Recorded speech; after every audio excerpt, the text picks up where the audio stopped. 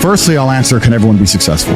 Successful is all about self-definition, which is what I was saying at the beginning. You have to decide who you want to be. And if you wanted to be Joe Schmo and you pull it off, then you'll be a pretty happy, content person. There's a study I read about stress.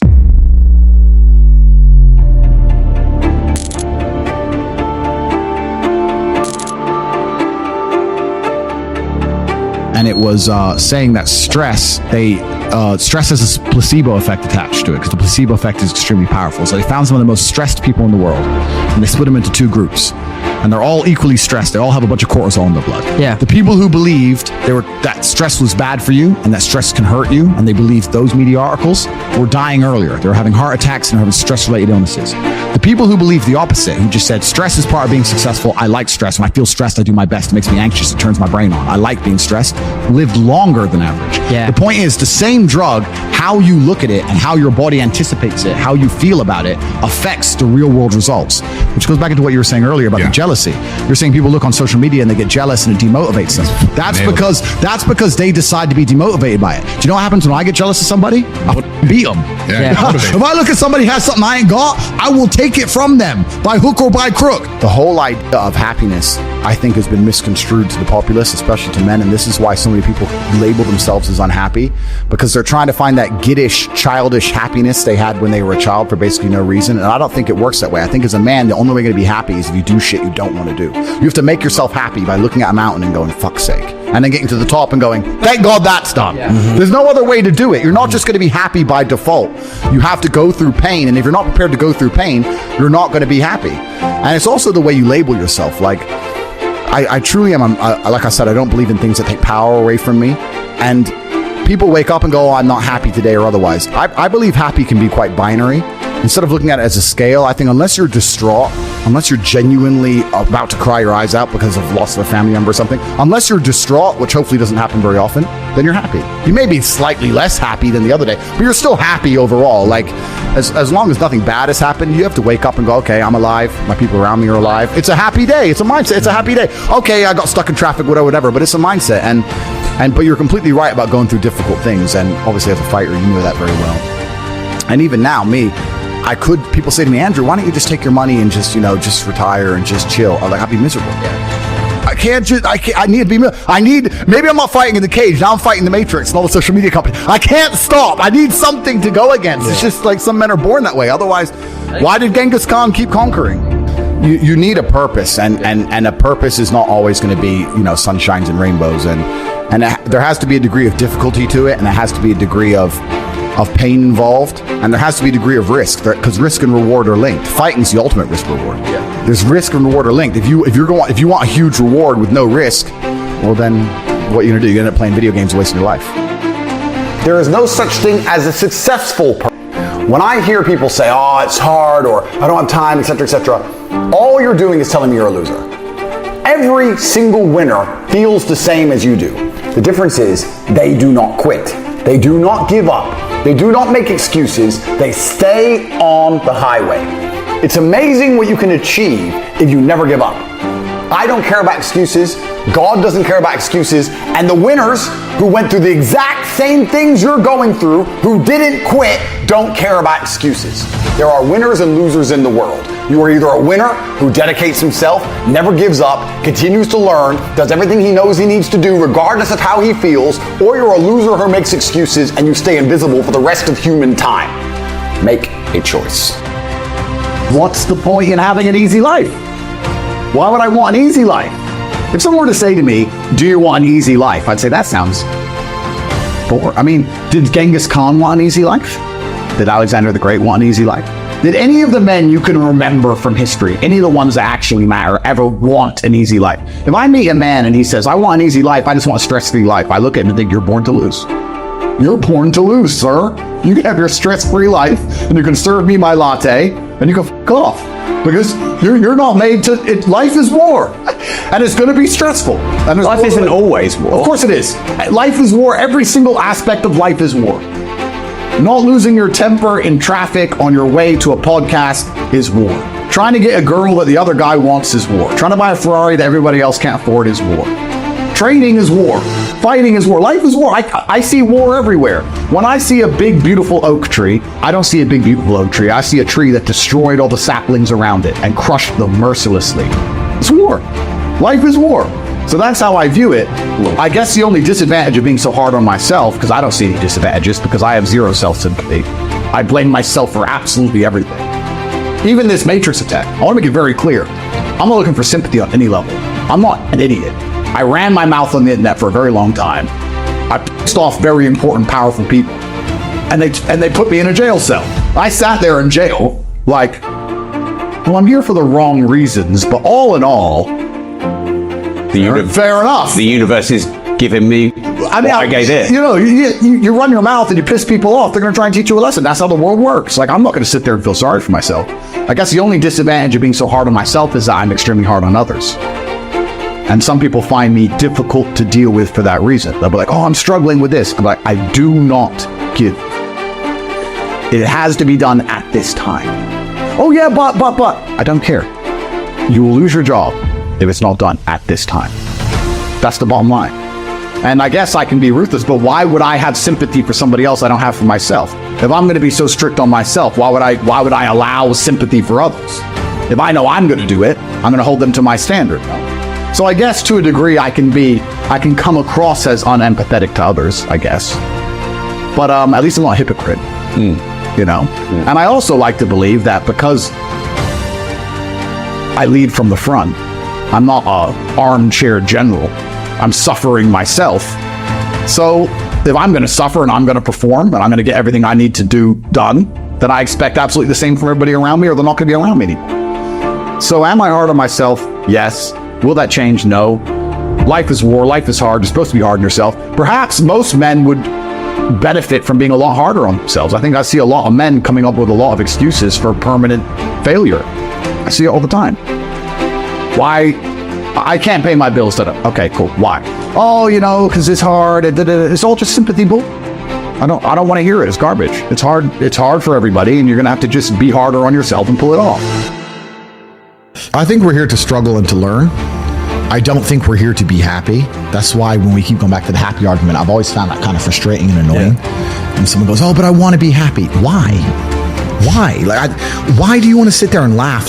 Like you were happy your entire childhood. That's your happy days. You're allowed to be happy as a kid.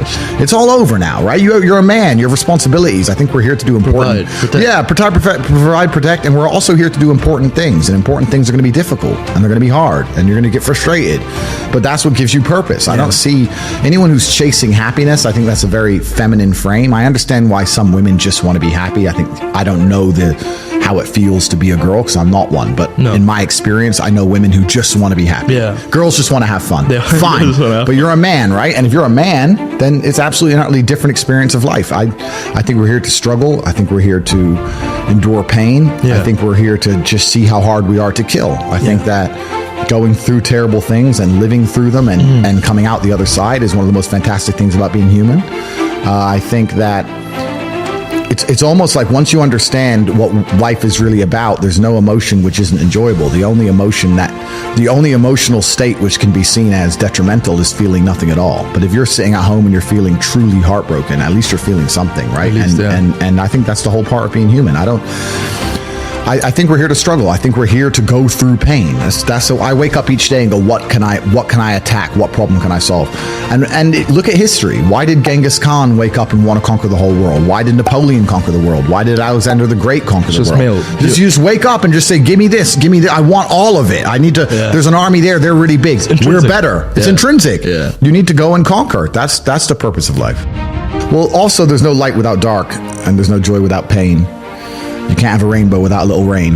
Exactly. And no matter how hard you chase pleasure and happiness, there's going to be dips and troughs in between. There's going to be come downs and downtrends. And you're going to have the juxtaposition between that time you were laughing your head off and acting giddish like a child and the time that you feel depressed as such. And I think it's much better to just adopt a very disciplined, stoic mindset. I'm always the same base level of happy regardless. If I lost all of my money today, I would be the same happy. Mm-hmm. If my net worth quadrupled, I'd be the same happiness. Yeah. As long as I am alive, which is a struggle, unfortunately, in the current climate. But as long as I'm alive and the people I care about and love are alive, and as long as God gives me the honor of doing my duties and providing for the people I care about, as long as I get to wake up and know that there's a whole bunch of people in the world who need me, and I get to work hard to please them and do good for society and good for the world, then I'm a vessel of God, and I'm happy enough to survive. That's all I look at it as. I don't ever consider how do I feel. That doesn't cross my mind. I have things to do. I have things to do. You're too busy to think about that. I'm too busy. I have things to do every single day. I have very important things to do, and how I feel really is not going to affect how I complete those tasks. Right. And when I speak to men, they say I'm unhappy or I need to be happier. I think that's absolutely the wrong frame of life. You're a man, you have duty, you have honor, you have things you should be doing regardless of how you feel.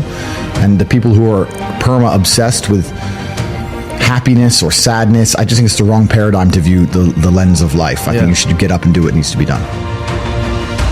You're distracted and you're self-obsessed. When you're sad, you're sitting at home, me. It makes you very selfish. You don't care about your community when you're sad. You don't care about your country when you're sad. You don't care about the injustices of the world when you're sad. You don't care about trying to actually go and make the world a better place because you're too busy thinking about yourself. So they want you miserable, semi-depressed, sad, unhappy, so that you can sit at home and accept them doing whatever they want to the planet and other people without ever talking or standing up or doing the right thing. If you're happy and motivated, you're going to be far more likely to fight against injustices. So the fact that I have mass influence and I can just make people feel better is a threat to them. They don't want me to make people feel better. They talk about men's mental health and pretend to care, but when I come along and genuinely help and stop people from committing suicide, they delete me. They don't want that. They want everybody semi-depressed. They want you miserable. They want you distracted so that you're too busy crying your eyes out in a room somewhere or sitting in deep thought, worrying about this girl who left you so they can just continue to run the world. If I'm unhappy with something and I'm uncomfortable with something, I fix it. That's endless motivation, which I don't truly believe in as a concept, but that's endless fuel for the fire. Right. If I was unhappy with something about myself, regardless of what it was, I would be able to take all of that discomfort and turn it into endless energy to get the problem fixed. Exactly. But these people seem to... It's okay to be unhappy. Yeah, well, these people seem to sit and say, I'm really unhappy with X, but then stay doing X. So I don't believe they're truly actually unhappy. What you'll notice if you live life long enough is that somebody will sit and say to you, I'm unhappy being a loser. You say, why are you a loser? I just sit at home and play video games 7 days a week.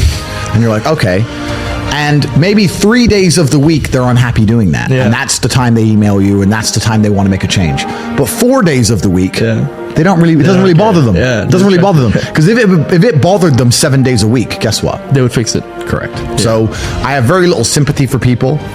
And that's not because I'm not a nice person, but it's because I've been so hard on myself and I've been through so many things that were difficult, and I've been through so much pain and trauma myself, some of it self-inflicted, some of it given to me by God to make me a better person.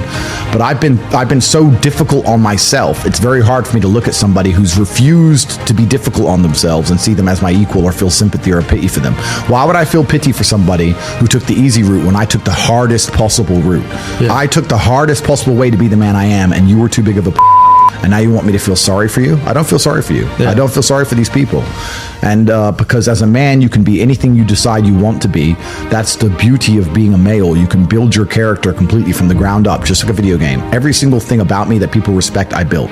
I was not born a world champion kickboxer. I was not born this intelligent or intellectual. I was not born this rich. I was not born this strong. I was not born this confident. I was not born this interesting. I was not born this charismatic and humble and gorgeous and tall and strong and sexy. I was not born none of these things. I became these things myself. So I deserve all the spoils of war.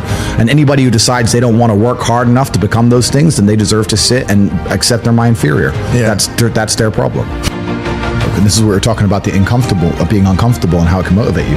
When I didn't have enough money to buy whatever I wanted, I couldn't fall asleep at night. Because I understood there are people out there that did, and I didn't see them as better than me. And I thought, why are these people who I don't see as my superior living an experience that I can't live? And it bothered me to the point where I could not sleep. So yeah, that was real. When you talk about suffering mentally, I don't really consider that suffering. I have had a very painful life. I still think to a degree I do, but that's self-inflicted. But I can't imagine living any other way. I can't imagine living in this idea, this utopian, every day, just, girls, drink, hedonism. I don't want that. Yeah, it's degenerate. I think the only thing you can do that's not degenerate is usually be fighting a battle or solving a problem. Growth. Yeah, growth. Yeah, so you need to either fight a battle or solve a problem to avoid degeneracy, which means I'm constantly looking for them. I'm currently one of the largest battles a man can possibly take on. I'm taking on the Matrix, the most powerful people on the planet. Right, yeah. So, yeah, is my life difficult? Yeah. Am I complaining about that? No. In fact, I'd hate it for it to be any other way. I'm not saying feeling depressed is not real. Everyone feels depressed. I'm saying the idea of depression as something you cannot control is a dangerous idea and paradigm. The reason so many people are committing suicide is because the Matrix is telling you that if you feel depressed, you cannot fix it. They tell you that depression is a disease that you can catch from the sky no matter how fantastic your life is, and you have no control over it. And I argue that absolutely. The reason the Matrix wants you depressed and sad is because when that happens, you are selfish. If you're depressed and sad, you only care about yourself. You don't care about your community or your family. You don't care about the world. You do not stand up for anything. You will accept being fucked in the ass like True Geordie. You'll accept any amount of garbage that they want to give you, any Matrix slave mind programming, because you are too busy being sad to resist. This is why they tell you that when you are depressed, it is a disease. It is not a disease. You're depressed because your reality is depressing. The truth is, if I lived the reality that most of these depressed people live, I'd be depressed. Your reality is depressing. You wake up, your wife doesn't love you, your kids don't respect you, there's no milk in the fridge, and you're almost dead. Of course you're depressed. You're running out of time. You never had any fun or adventure. Energy cannot be destroyed, it can only be converted. Take the depression and turn it into motivation. And all of a sudden, you'll see how fantastic your life is. People the solution to something, and they don't like the solution, then they'll pretend you're wrong. Right? I'm depressed, that's why I'm fat. No, you're not fat because you're depressed. You're depressed because you're fat. So how about this? Go to the gym and train. Oh, that's hard. Well, then stay depressed. Like, what do you want? What answer do you want? No, I want a way to be as fat and unhealthy as possible while also having a perfectly capable mind and feeling fantastic. Well, then you get down the route of just drugging yourself, right? The mind is a very sophisticated chemical factory, and your body produces the chemicals. What's the complication? Like, why is it hard to work out that if your body is efficient and doing what it's supposed to do and strong and is optimal, then your mind is probably going to follow?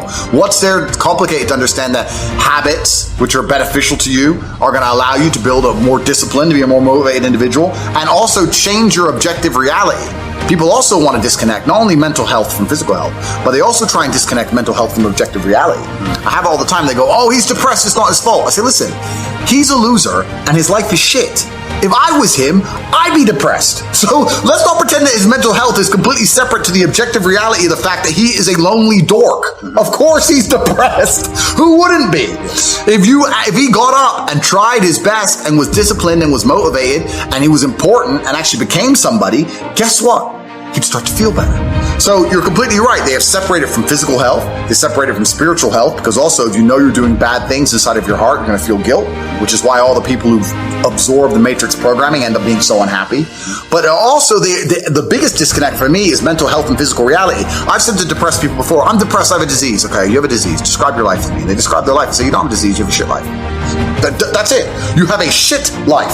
So you don't got a disease, you're just a fucking loser. Fix your life, you'll feel better. No, it's not that simple. It is that simple, my friend, because I'll tell you something, I'm the happiest man on the planet, but if I was you, I'd be depressed because you're a fucking loser. So that's it. That's it. You're a fucking loser. You're a fucking loser. But I say this stuff, and the reason I say it so brutally is because I don't believe the people who are losers didn't decide to be losers. If you're a loser, you chose to be. For the same reason, if you're fat, you chose to be fat. I don't fucking buy any bullshit that someone is force feeding you. You decided to be. I think the universe is a very giving place. I think that God is very giving. I think that in reality, objective reality, if you truly try your best, you'll get it. I've yet to meet somebody, maybe you can correct me, who eats right, goes to the gym every day, and trains as hard as they could, who is not in fantastic shape. I've never seen it. It's like, so the only people who aren't in fantastic shape are the people who decided not to do those things. So they decided. So I don't feel sorry for them. I'm done having pity with people. I'm done fucking sitting there going, oh, doop-de-doo. No, you decided to be a fucking loser. So your life's shit. So you're depressed. Good. That's what you decided to pull from the universe. I decided to pull the absolute opposite. Mm-hmm.